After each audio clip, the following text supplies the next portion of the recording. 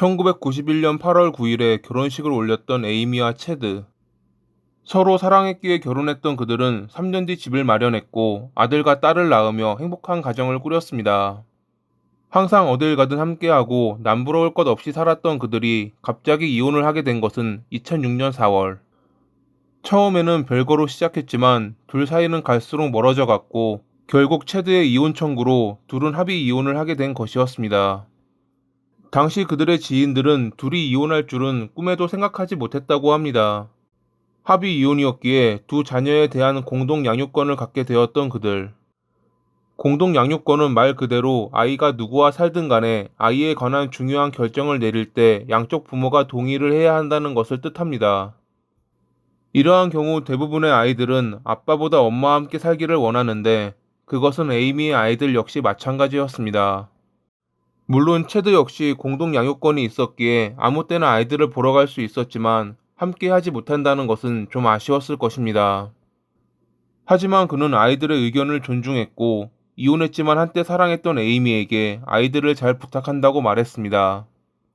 아마 이때 그가 좀 더 강력하게 주장해 아이들을 데려왔다면 그들이 에이미에게 살해되는 비극은 일어나지 않았을지도 모릅니다.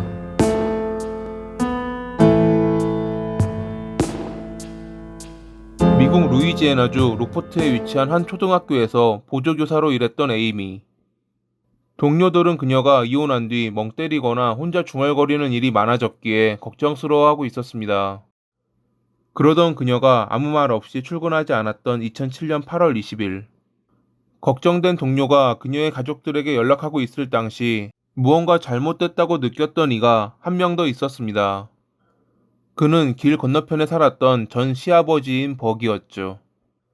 평소 에이미는 집 옆 공간에 주차해둔 차를 타고 출근했는데 그날은 차가 그대로 있었던 것을 버그는 이상하게 생각한 것입니다.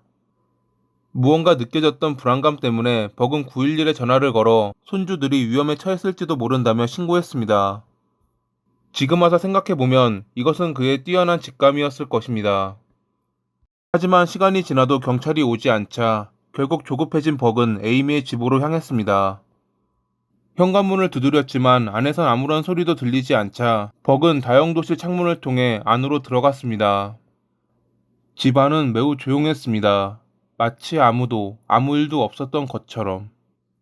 하지만 부엌 바닥에 남아있는 선명한 혈흔 자국이 그의 직감이 틀리지 않았음을 보여주었죠. 버그는 긴장된 마음을 진정시키며 혈흔이 이어져 있는 안방문을 열었고 침대에 손주들과 함께 누워있는 전 며느리 에이미를 발견했습니다. 미동도 하지 않는 손주들. 흉기를 든 상태로 방에 들어온 버그를 노려보았던 에이미. 버그는 도움을 요청하기 위해 집을 나가려고 했지만 현관문은 안에서 잠겨 있었고 열쇠는 어디에도 보이지 않았습니다. 때마침 도착한 경찰이 버그의 도움 요청에 부엌문을 부수며 들어왔고 그때까지도 안방에 있던 에이미에게 흉기를 내려놓으라고 말했습니다. 흉기를 휘두르며 나가라고 소리치는 그녀를 경찰은 테이저건을 사용해 제압했죠. 이미 두 아이는 사망한 뒤였다고 합니다. 그들의 몸에 남겨진 100군데가 넘는 자상과 방어운을 본 검시관은 자신이 본 어떠한 범죄 현장보다 더 잔혹하고 슬펐다며 당시 심정을 밝혔습니다. 현장에서 경찰은 여러 개의 흉기와 사망한 반려견, 두 장의 메모를 추가로 발견했습니다. 메모에는 전 남편인 체드가 불륜녀를 만나고 있고 만약 그녀와 결혼해도 아이들을 데려가지 않겠다고 말했다는 원망의 내용이 적혀 있었다고 합니다. 이것에 관해선 실제 그녀의 말처럼 체드가 불륜녀를 만났는지 아니면 그녀의 망상인지 밝혀진 사실은 없습니다. 한 가지 확실한 것은 만약 그녀의 말이 진실이었다고 해도 그것 때문에 이러한 범행을 저질렀다는 것은 절대로 용서받지 못할 행동이었다는 것이죠. 당시 사건을 알게 된 체드는 에이미의 정신 상태를 지적하며 사탄이 그녀에게 미소 지었다라는 말을 했습니다. 에이미는 경찰이 발견한 메모가 자신의 유서라며 체드가 자신을 떠났고 아이들을 버리려 했기에 범행을 저질렀다고 자백했습니다.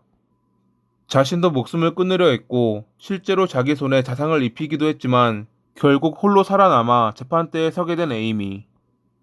배심원단은 그녀의 사형에 관해 투표했고 총 12명 중 9명이 동의했지만 루이지애나주는 만장일치가 아니면 사형이 불가하기에 재판부는 그녀에게 종신형 2건을 선고했습니다. 에이미는 항소했지만 2011년과 2015년에 루이지애나 대법원은 기각, 2019년 4월에 미 연방 대법원까지 항소심 심리를 기각하며 2022년 현재 그녀는 이스트 베턴루지 파리시에 있는 교정시설에 수감되어 있습니다. 사랑했던 사람이 증오의 대상이 됐고 그런 그를 원망하며 범행을 저질렀던 에이미. 그녀의 범행에 휘말린 죄 없는 이들을 위해 기도하며 이만 마칩니다. 오늘도 시청해 주셔서 감사합니다.